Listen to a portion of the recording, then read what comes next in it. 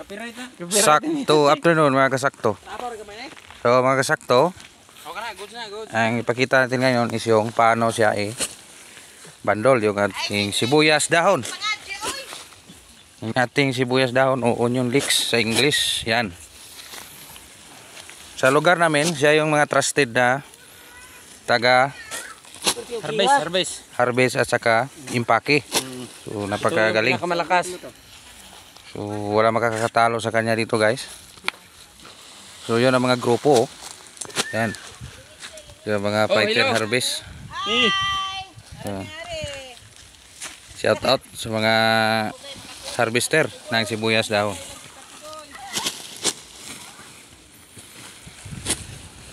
So sa isang ganito, 50 ka no? 50. So 50 pieces. So every taon may upload tayo na ganito kasi yearly yung taniman namin ng sibuyas.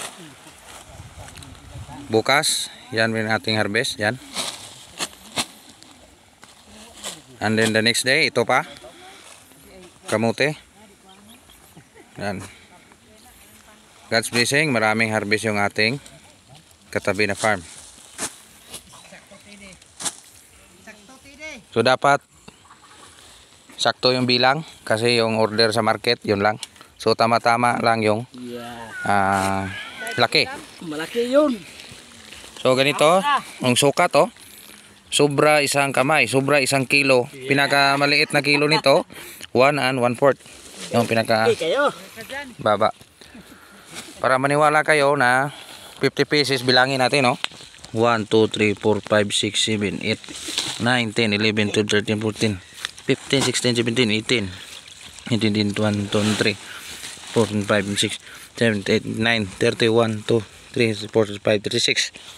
So the rest, yung 14 nasa taas na para maganda yung pagkagawa. So sa ibang lugar, dinispito rin natin kung ano ang nakasanayan nyo. Kasi sa aming lugar, ganito yung pag-impake ng sibuyas dahon. So ito yung kabila. So nag-request yung mga harvester dito sa ating katabi.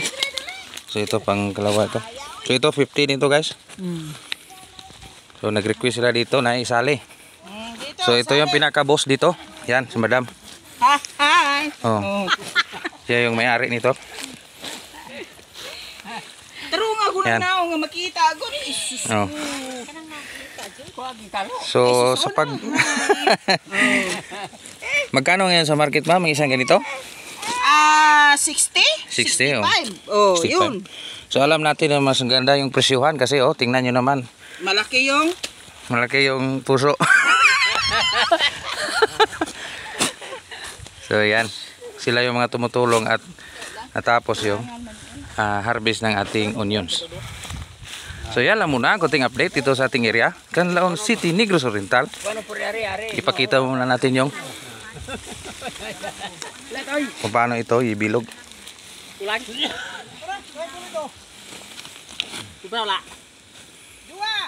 Dua.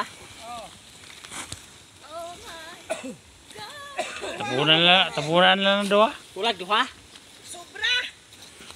Ay dugang na ugma. Okay, namay panugma. Sahan. Dugang na ugma. Okay, sa. Yan na. Awa na galok do na. Lagang kuruk kuri tayo na lumos babaw. So ito yung pinaka-boss dumating na. So Yeah. Hi guys. Bato-bato na guys. Ito yung pinakamalakas sa lahat dito guys. Bato-bato na guys. So parang wala lang ginagawa parang naglaro lang kami. Parang naglaro. Lokot na nagaw? Lokot na video. Yeah. So siya yung pinaka-master dito sa ganitong trabaho. Ito yung pinaka-master. So yung isa nagsasabay sila. Yan.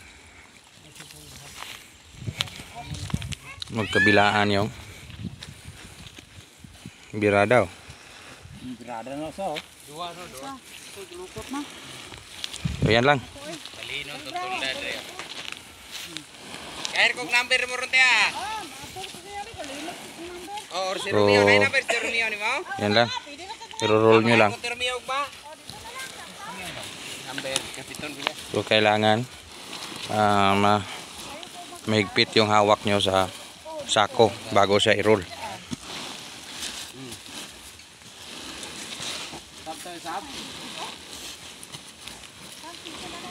Yung isa tapos na. Ilalak niya na yan. Tingnan natin guys kung paano ilalak.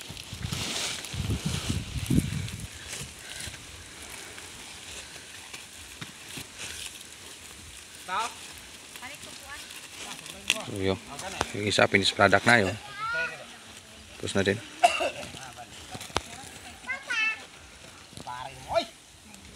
So tapos na. Ang babaw kay mukha motor. Tapos dalhin na sa market. So yan lang muna kunting update dito sa ating area. Canlaon City, Negros Oriental. Kasing laki ng harvest sa sibuyas natin. Kailangan pa rin araw-araw natin ibigay ng tamang diskarte.